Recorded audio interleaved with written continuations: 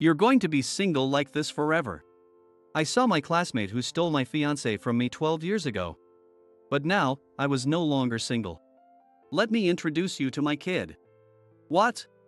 And the moment he saw my child, he completely lost it. My name is John. I'm 40 years old. I'm an ordinary office worker with a wife and kids.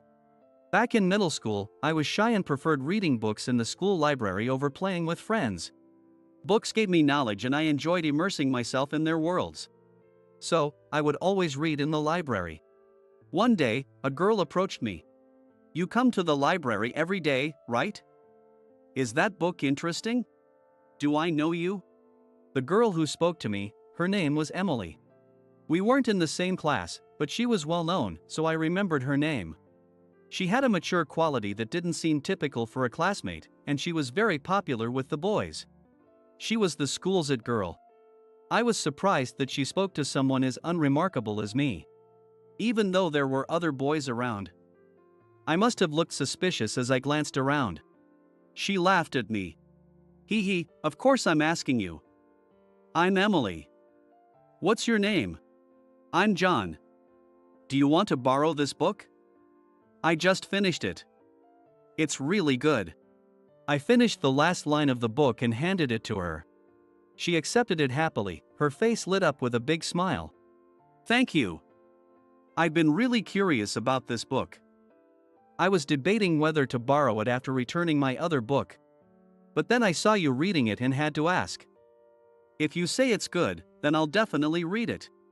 It seemed my opinion convinced her to borrow the book. It turned out she was more interested in the book than in me. Thank you so much. See you later. Since it was after school, she thanked me and left with the book. To me, she was like a whirlwind rather than the it girl. Suddenly appeared, borrowed the book, and left just like that. But she was the first person to ever ask me about a book, so I didn't mind at all. Other classmates were more into playing soccer or baseball outside. They had no interest in the world of books. I never thought I would meet someone who shared my hobby, but you never know. From that day on, Emily would talk to me every day in the library. I'm just like you, John. I love books and don't fit in with the others. For some reason, everyone avoids me. I thought it was probably because Emily was too high above everyone, making them feel intimidated. She wasn't aware of her own appeal, but it was surprising to learn that Emily, like me, struggled to fit in with our classmates. But you were different, John. Would you be my friend? Of course. Yay! Seeing Emily so happy, I thought it was a bit over the top, but I was glad my first friend in middle school was her. We became friends, but we didn't realize that someone had been watching us. The person who jealously observed our friendship was my classmate, Mike. Hey, what's your deal with the it girl? I saw you talking with her in the library yesterday. The next day, when I arrived at school, Mike, who had apparently been waiting for me, suddenly confronted me and asked. I was surprised, but I told him we were just friends. He snorted at me. Friends with the it girl? You must be kidding. There's no way you two are even on the same level. Mike and his entourage laughed at me. He loved soccer and often played it with his friends outside. He thought that I was creepy for always reading books, and would often bully me, but today it was worse than usual. He had never mentioned Emily before today, so it was clear he saw us in the library and decided to bring it up just to mess with me. Her name's Emily, alright? If you like her, why don't you talk to her? She's looking for friends. Of course, I know her name. Just because you're getting close to her, don't think you're better than me. Watch, I'll take her from you. I honestly was just friends with Emily, and Mike was wildly mistaken. But she was my first real friend. I already had to deal with him interrupting my reading, and now he wanted to ruin my friendship with Emily? I had a bad feeling. And that feeling proved correct. After school, as I headed to the library, Mike followed me, grinning. What? Why are you following me? Because if you go to the library, Emily shows up too. I wanted to point out that Emily came to the library because she loved books, not because of me, but it seemed too much trouble to explain. So I just let him be. When I reached the library, I returned the book I had borrowed. As I picked out a new book from the shelves, Emily appeared. John. She immediately ran towards me when she saw me, but Mike stepped in front of her, blocking her path. "Whoa, you startled me. Who are you?" "I'm Mike. I'm friends with John, and I've heard a lot about you, Emily. I came along because I wanted you to recommend some books to me." "Really? Nice to meet you, Mike." Emily seemed to believe him completely. As I watched, annoyed at Mike's lie, Emily started recommending books to him. I should get going. Not wanting to interrupt, I tried to leave, but Emily noticed and tried to call me back, only to be blocked again by Mike. "Aren't there any other good books?" Well. Emily started looking for other books upon Mike's request. Meanwhile, I left the library. From that day on, Emily and Mike grew closer. I continued to read at a distance, trying not to let it bother me. Though it was complicated, I didn't want to restrict Emily, who just wanted friends, so I kept quiet and let the days pass. One day, something happened. As usual, I went to the library after school and found Emily already there, but Mike was nowhere to be seen. I thought about how he usually follows me and goes straight to Emily, but then Emily, with her head down, told me something. "Mike confessed to me earlier." "What? He did?" Hearing this from Emily, I thought Mike was surprisingly bold. However, I immediately felt my heart race, wondering what her response to his confession was. I asked myself why I was so anxious, but I couldn't find an answer. Emily continued, oblivious to my thoughts. "But I turned him down. Talking with him is fun, but he seems disinterested when we discuss books. I guess he doesn't like my conversations." Mike was never a book lover. He couldn't keep up with her passion for books, not even for Emily. I was relieved to hear she rejected him. I began to realize that maybe, just maybe, Mike said he wouldn't give up, but there's someone else I'm interested in. Someone else. I avoided her gaze, pretending not to notice her intense look.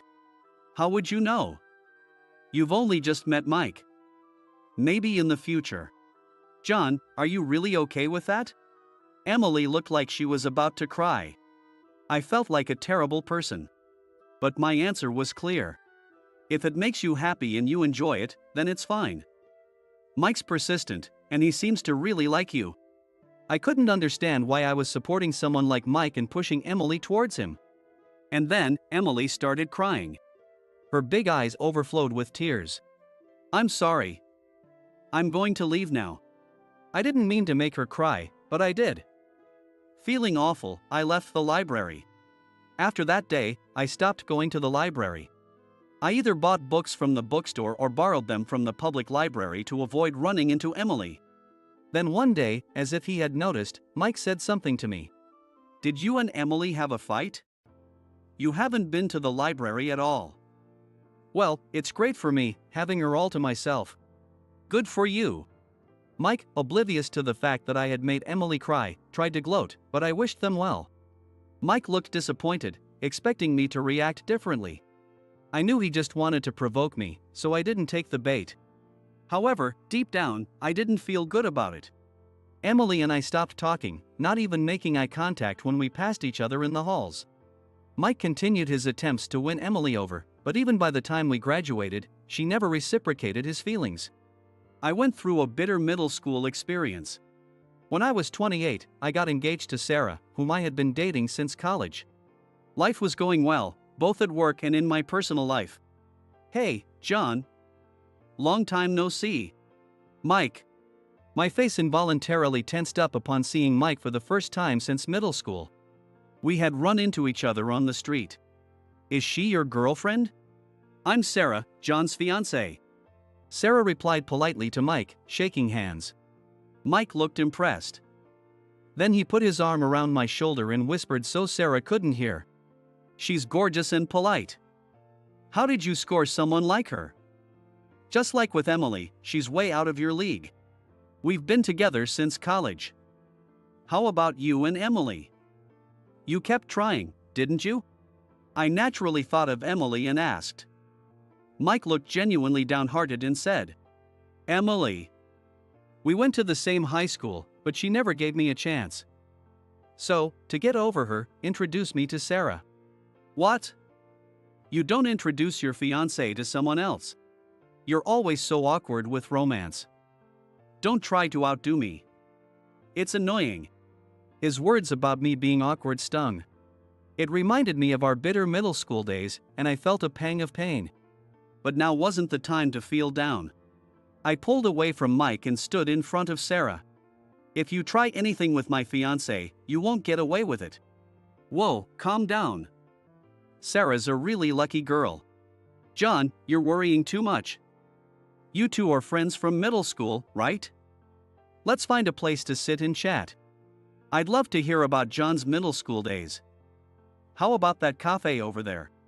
Sarah, you're so considerate. Sarah, misunderstanding us as friends and wanting to make the most of our reunion, tried to arrange a conversation. I wanted to stop her, but Mike flattered her, and we ended up spending time at the cafe together.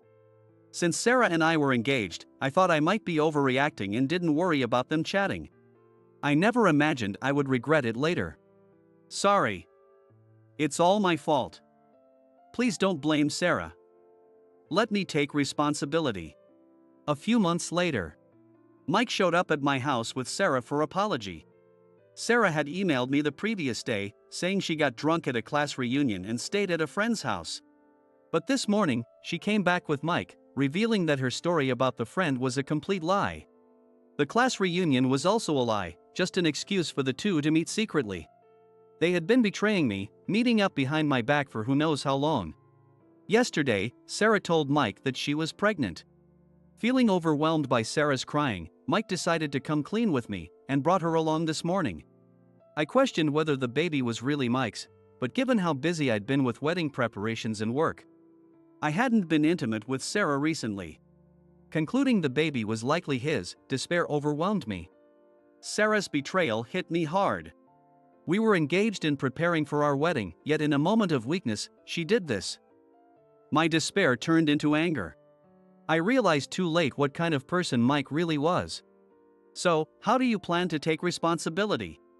I asked Mike, trying to stay calm and suppress my rising anger. Sarah was sobbing uncontrollably and couldn't speak. I found it unbelievable that she could put on such a performance after cheating on me. I wanted to cry myself, but I waited for Mike to speak. Of course, I want to marry Sarah.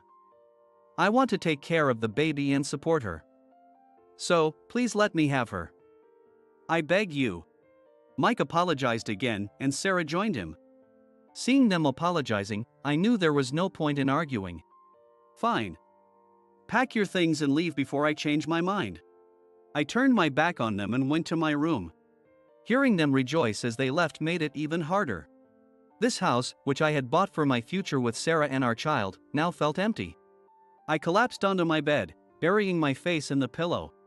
I didn't want to think about anything for a while. From then on, I vowed to live my life without them. But 12 years later, fate brought us together again. It was just after I turned 40. It all started with a letter that arrived at my home. The letter contained an invitation to a middle school reunion. I decided to attend, and on the day of the reunion, I headed to the venue mentioned in the letter. When I entered, I saw many of my former classmates, now grown up. They seemed to remember my last name. When they noticed me, they ran up to me and started talking. Hey, it's John. Long time no see. Then I heard a voice I hadn't heard in 12 years, Mike's voice, and I turned in that direction, recognizing it immediately. Noticing me, Mike walked over and said, "Can we talk outside for a bit?" and led me out of the venue. How's Sarah doing? I asked first, and Mike gave a short reply, "She's fine. The kid's grown up, in middle school now. It's like looking at our younger selves. I may not have gotten Emily, but I took Sarah from you. So I'm satisfied." Mike's true nature, which he never showed in front of Sarah, was now clear. I realized he had taken me outside to reveal this. Why are you so obsessed with taking things from others? Did I ever do something to you? You didn't do anything. It's just 12 years ago, when I saw you with Sarah in town, I realized nothing had changed since middle school. There was always a girl by your side, and I was always alone. It disgusted me that this was still true as adults. So, he decided he had to take something from me this time. I was dumbfounded, realizing it was all just petty jealousy, but at least I finally understood his reason. Mike hasn't changed at all, then or now. But this time, I beat you. You'll be single forever. As Mike looked down on me with a triumphant smile, I decided it was time to reveal the truth. Actually, there's someone I'd like you to meet. I'll call them over now, so just wait here. Someone you want to introduce to me? Mike, who had just taunted me about being single, began to look uneasy, thinking it might be a significant other. Ignoring his discomfort, I took out my phone from my suit pocket and called the person over. Soon, a woman and a young girl started walking towards us from the parking lot. The girl saw me and ran ahead, leaving the woman behind. Let me introduce you to my child. What? Mike, unable to immediately comprehend my words, asked in confusion. By then, the girl had reached me and jumped into my arms. Daddy! Say hello to this nice man, Jessica. The girl who jumped into my arms was my daughter. When I told her, she turned to Mike and gave a smile. Nice to meet you, I'm Jessica. I'm 5 years old. Oh, nice to meet you. Seeing Jessica's face, Mike was visibly shaken. Watching his reaction, I couldn't help but smirk. And then, in the next moment, Mike completely lost it. It can't be. My wife is here too. When he saw the woman who had arrived a little later, Mike's reaction intensified. The woman was my wife, Emily. Long time no see, Mike. No way, when did you two? It was after you took Sarah from me. I ran into Emily by chance in town. I began explaining as I recalled the time I reunited with Emily. After Sarah was taken by Mike, Emily and I happened to run into each other. Despite the initial awkwardness, Emily's joy at our reunion quickly broke the ice. We decided to have a meal together, reminiscing about the past and catching up on our lives. The memories from middle school came flooding back, and Emily's unchanged kindness deeply moved me. When I apologized for pushing her away back then, she said she was slightly hurt but didn't mind anymore. I thought you were just being considerate of Mike and me, she said. Thinking she hated me, her words brought us closer together. We exchanged contact information and started meeting up again, talking about books as we used to. Besides talking about books, we watched movies together, went out for meals, and had several dates. When I finally confessed my feelings that I couldn't express in middle school, Emily teared up and told me she felt the same way. Over time, we got married and had a child, and I felt truly happy. Thanks for marrying Sarah. Because of that, I met Emily again, got married, and have a child. I owe you one. I told Mike with as much sarcasm as I could muster, and he stormed off in a rage. I hoped this would teach him to stop taking things from others. I had told Emily about what Mike did to me in the past, so she agreed to help with this little revenge during our reunion. Getting back at Mike by showing him I was married to Emily, whom he once had a crush on, seemed like the perfect revenge. Satisfied with the outcome, I felt a sense of closure. Emily, looking in the direction Mike had run off, expressed concern. Is Mike going to be okay? Jessica looks a bit shocked. She said this while comforting our daughter. Knowing how stubborn he was, I figured Mike would be fine, but Jessica, not used to seeing an adult lose control like that, hid behind Emily. It's okay now. The scary man is gone. I gently reassured Jessica, and she smiled with relief. Then, holding hands with Jessica, we walked back into the reunion venue. We enjoyed the reunion. A while later, we received news from a classmate about Mike. Apparently, he had divorced his wife, Sarah. Upon learning about our marriage, Mike became self-destructive, frequenting nightclubs every night. This infuriated Sarah, who then demanded a divorce and left him, taking their child with her. Mike, who had mocked me thinking I was single, now found himself alone. What he thought about this turn of events, we never knew. Years later, Jessica became a middle school student and started attending our alma mater. After the entrance ceremony, we took a commemorative photo under a cherry blossom tree. This brings back memories. This is where your dad and I met. Back then, he was so awkward and couldn't admit he liked me. Can you not mention that to Jessica? It's embarrassing. Remembering it made me feel like my face was on fire. Even though I was just being cautious, I didn't want my child to think I was a coward. As we reminisced, Jessica spoke up. Because you and Mom met, that's how I was born, right? I'm so happy to be your child. Thank you. I love you. Jessica, with a big smile on her face, expressed her gratitude to us. I silently wished for her life to continue to be filled with happiness.